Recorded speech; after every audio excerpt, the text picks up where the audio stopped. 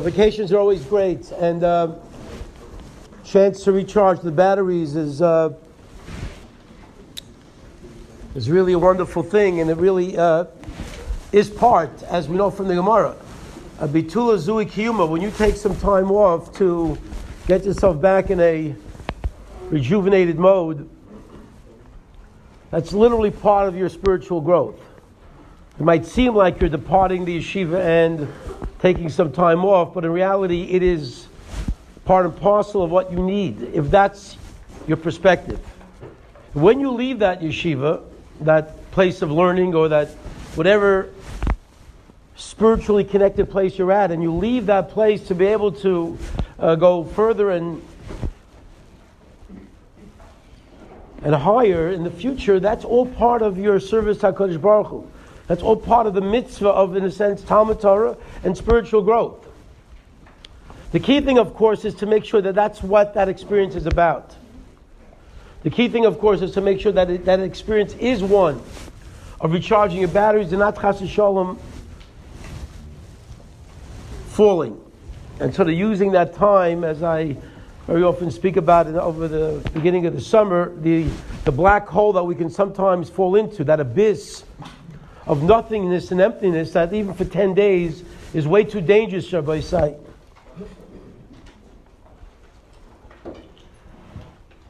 So I really urge you to think about what you're going to do, to develop a plan. I know it's a week basically, a little bit more. You have an extended weekend now. You're off after tomorrow's final. But think about a way that it's going to be a lot of fun and a chance to recharge those batteries, but in a way that it will be also positive. And one of the ways, and it's very, very incredible, really, when you think about it, it's very frightening, but at the same time, very liberating. You know, godless Adam is an expression that we here in the Mussar world, people have gone to yeshivas where the stress is Mussar. Mussar, one of the themes of Slabodka Mussar was godless Adam, the greatness of man. And the greatness of man doesn't just mean how high a person can aspire to. That's certainly part of it. But greatness of man means the power of man. The incredible power that we have in making our own decisions. And we uniquely here at anybody working in high school, and certainly in Valley Torah High School, we are certainly privileged to the godless Adam. We are privileged to that incredible power of a human being to make decisions. Sometimes those decisions are unbelievably inspiring because they are made because I want to grow and I want to do the right thing and I want to get closer to Kadosh Baruch Hu. And you see people overcoming or committing to levels of spiritual connection that are literally overwhelming and literally inspiring. But part of godless Adam, Rabbi say, is the incredible ability for a person to stare truth right in the face. And he's so great, he's so powerful, he's so immense, that HaKadosh Baruch Hu gave him the ability to look truth right between the eyes and say, I'm not interested. I'm going the other way. I want no part of it. But what do you mean? You see the MS. Don't you see the truth? Don't you know the truth? Isn't it very, very abundantly clear that this is the way a person should go? And it could be abundantly clear, but it doesn't mean I'm going to move. Incredible story. I remember I've said it many times over the years about this Arechim lecture. One of the top lectures of Arechim, Rav Neugrishel, was at the school many, many years ago. And he said an incredible story about the fact that he was once, Arechim makes, Baruch Hashem has been instrumental in making many, many thousands of Jews over the years religious. And he said he was once,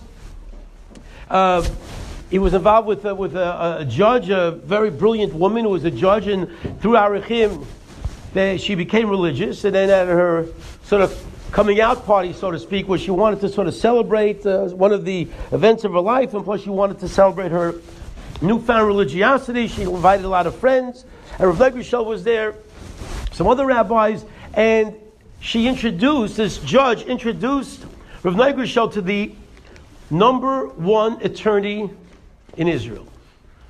The person considered the number one trial attorney in Israel. And if the best lawyers are Jews, Rabbi Isai, imagine how the best lawyer in Israel might be quite a sharp individual. And so he said hello, and he said, "Oh, Rabbi, I know you. I heard about you. You're the one who brainwashed my friend, the judge. You brainwashed." I says, "Brainwash? I don't be brainwashed. She's quite a smart lady. But would you be interested in learning about truth, about Judaism, about the Torah?" He says, "You're not going to convince me, Rabbi. I am who I am. Don't worry about it." He says, "Well, but I'm just curious. I mean, would you be willing to put the Torah on trial? Let's put the Torah on trial.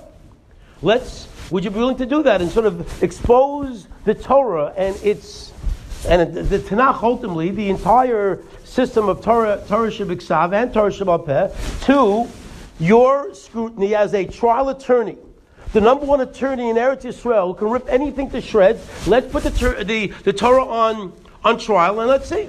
And you can cross-examine it, and let's go away for a Shabbos, and we'll bring 3 rabbis. You'll bring all of your intelligence and all your knowledge and all your ability to scrutinize things honestly. Let's go at it." He says, "Hey, that sounds like a great deal. I'll cover the cost of the hotel. You show up with the rabbis. Let's do it." Because, listen, intellectually strong people love an intellectual challenge. At least they used to in the olden days. Anyway, so he said, "You're on. Let's do it."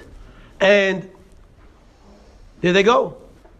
Nice hotel, Shabbos food, everything's great. Roll up the sleeves. And again, I'm hearing this from Rav Neugershel. He says, you would not believe the level of back and forth fighting. But he did say one thing. But Rabbi, one rule. None of your, this is the way it is stuff. This is going to be exactly the way it would be in a trial. The laws of cross-examination, the laws of evidence are going to be admitted into court the same way it would be in a regular trial. So I don't want to hear that this is just the way it is and you got to believe stuff. None of this blind faith. I'm not going for that. So okay, you're on. And boy, who wouldn't want to be a fly on the wall on the 10 or 15 hours of analysis and argumentation and proof and disproof and proof again, back and forth. At the end of that Shabbos, as they presented their final argument, the number one trial attorney in Israel looked at them in the eyes and said, "Rabbis, you're right. You're right. I see beyond a shadow of a doubt. You have proven it to me. The Torah is true. The Torah was given to God, by God to the Jewish people, and it's undeniable." So he admits this, and now the 3 rabbis start looking at each other like, so who's taking him down to Gift World to buy the Til Sedayim couple? Who's buying the tzitzits? And who's buying, so they didn't know, what's the next step? Because he just left it at that. He says, you convinced me the Torah is true. God gave the Torah to the Jewish people. So he saw them looking at each other, and he says, "Oh, you think you want to take me down to buy tefillin or something?" No, it's okay. It's not necessary. What do you mean? I just said the Torah is true, but I am who I am. I'm not changing.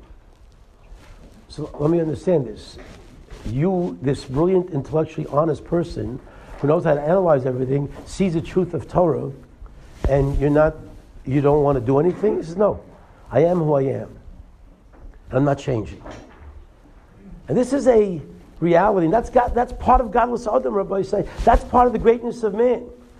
That it's so within us. The decision of right and wrong is so within us. We very often like blaming other people. It had this happen and that happened. It's a parent, it's a rabbi, it's a community, it's this, it's whatever it might be. We don't realize, Rabbi say, it's not anywhere. It's right here. We have that power to make those decisions. We have the power to decide, am I going to do the right thing or am I not going to do the right thing? Am I going to put on tzitzis today or am I not going to put on tzitzis today? Am I going to put on tefillin or not put on? It's all within us. As much as we might like to feel that it's sort of somebody else's fault, Rabbi Isai, it doesn't work that way. Incredibly, we finish up the Makos in this week's Parsha. To stop and to think what HaKadosh Baruch Hu did for the Mitzrayim, not for the Jewish people. The Jewish people, according to the commentaries, really were a second thought. The idea of going out with this incredible pomp and circumstance, all of the miracles that the Jewish people were the recipient of, was really all fine and all beautiful. But in reality, says the Sephorah that the main reason why God did these miracles, or the first 9, The first time miracles were for the Egyptians to do tshuva. The Egyptians, as rotten as they were, and as horrific as they were in terms of what they did to the Jewish people, God was hoping and praying and begging, please, I will bop you over the head. I'll show you from the blood to the frogs, to the locusts, you name it. And even in the darkness, in the plague of darkness that we read about in this week's Parsha. Because Baruch Hu is saying, guys, I don't want you dead. I don't want you buried in the sea. I don't want you to go down in infamy as a nation that was truly infamous in the horror that you perpetrated upon the Jewish people. Do tshuva. Lo yachbos b'mos hamei, says the Navi. God doesn't want the Rishonim to be Rishonim. He wants them to come back. He wants them to do tshuva. So could you imagine that you are a Mitzri and you have all of these plagues coming at you, and you clearly know the message is, and because obviously if God's message is to do tshuva, that means it was inherent within what's going on. Wake up, don't you see that this is coming about because you're rebelling against God, you're not doing the right thing, you're perpetrating crimes upon the Jewish people? Just come back and realize, say I'm sorry, say I made a mistake, say I want to do better. Recognize the truth, just open your eyes to the truth. And make that move in God's direction. That's all he was asking for. And he bopped him over the head 9 times, till Makas Becharos. So he took the firstborn, and at that point, that was no longer a wake-up call. That was punishment already. Because eventually, time runs out. And to stop and to think that it wasn't automatic. Rabbi said, it doesn't, that means you have the ability. We all have the ability. That's the power we have within us. You see truth. Oh, have I seen a miracle? We do see miracles, Rabbi said. We see miracles all the time. We are miracles. Our existence is a miracle. The notion that had I seen miracles, there are people who saw miracles. Think about it. How many? We read in the very beginning of next week's Bible. How many of the Jewish people left? 98%? 76%? You know the Rashi. According to many opinions, 20% of the Jewish people left. What happened to the other 80%? It's about changing. It's about recognizing. It's about embracing. It's about doing. I'm not ready. I'm not going there. I'm not going to do it. And to stop and to think, but this is your salvation. This is your redemption. All you got to do is join the bandwagon. Get on the bandwagon of reality and truth. HaKadosh Baruch Hu is trying to redeem you and try to bring you to Torah, try to bring you to truth. But you know what?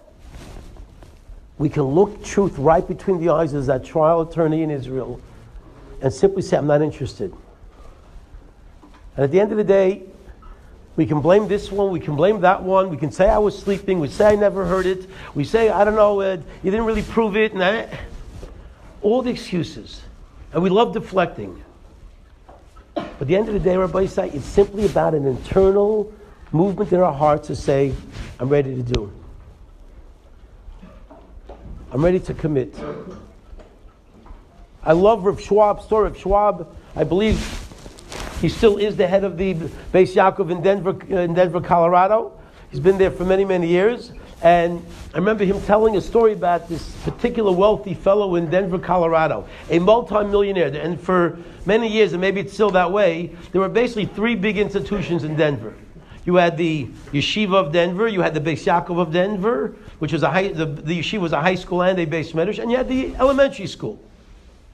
So Denver was basically 3 institutions.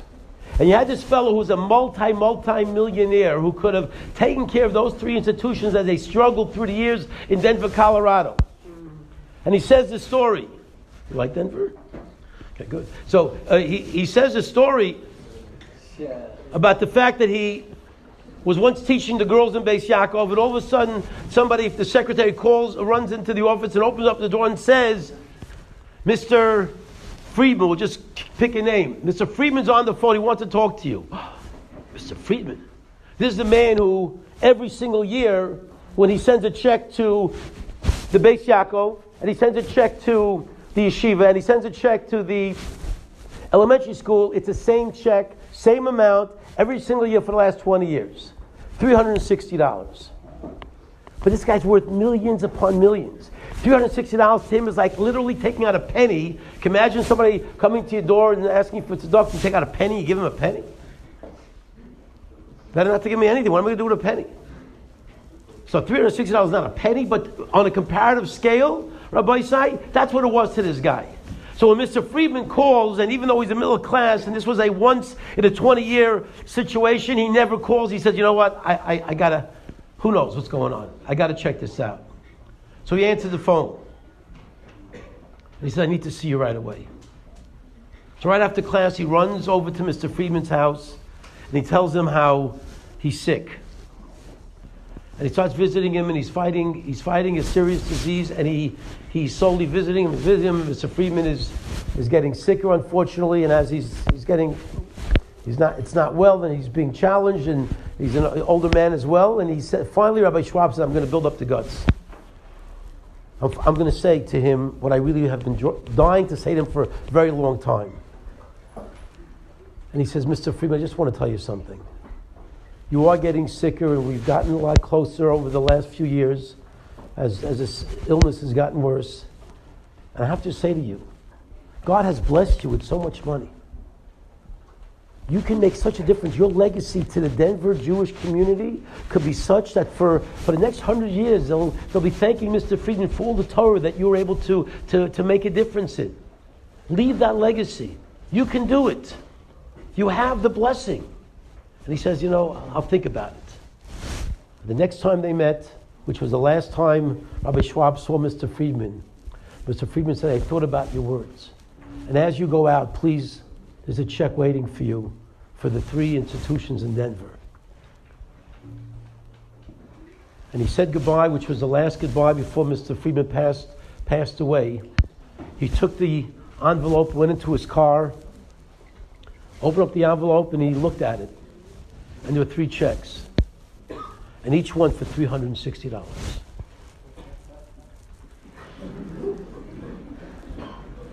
And he said, want to share that? And he said, this is the mensch. For this fellow, he was so entrenched in his position. He saw truth.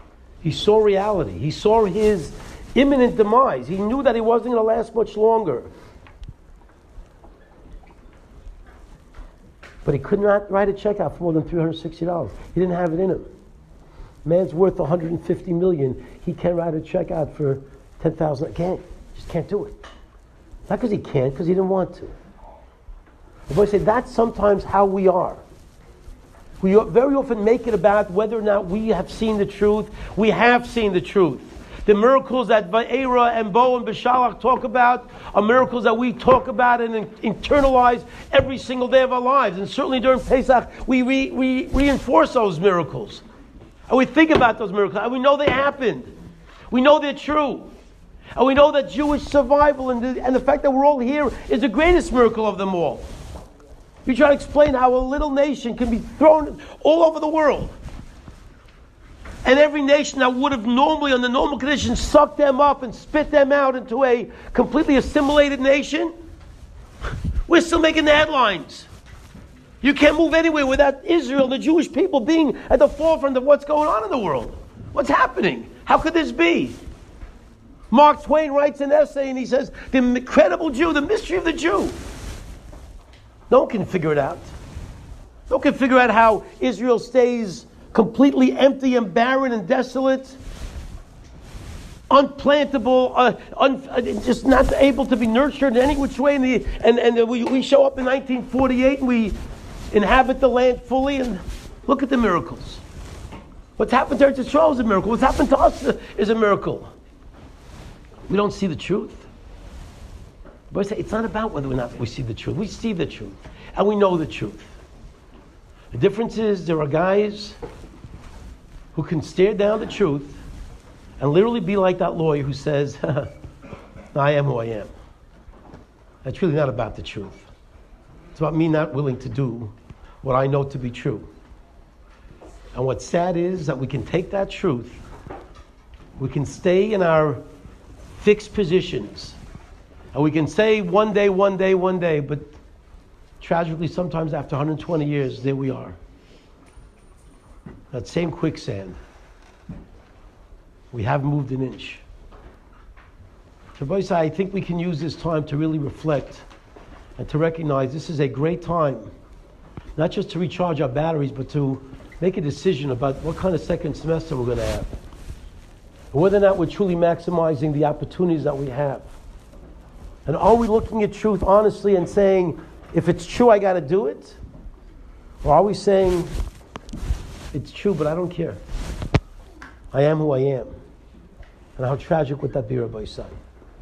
Let's take the inspiration of these parshas. Let's take the truth of what clearly was manifest in God doing what He did, the miracles that He wrought upon the Jewish people, and the miracles that He continues to bring to the Jewish people.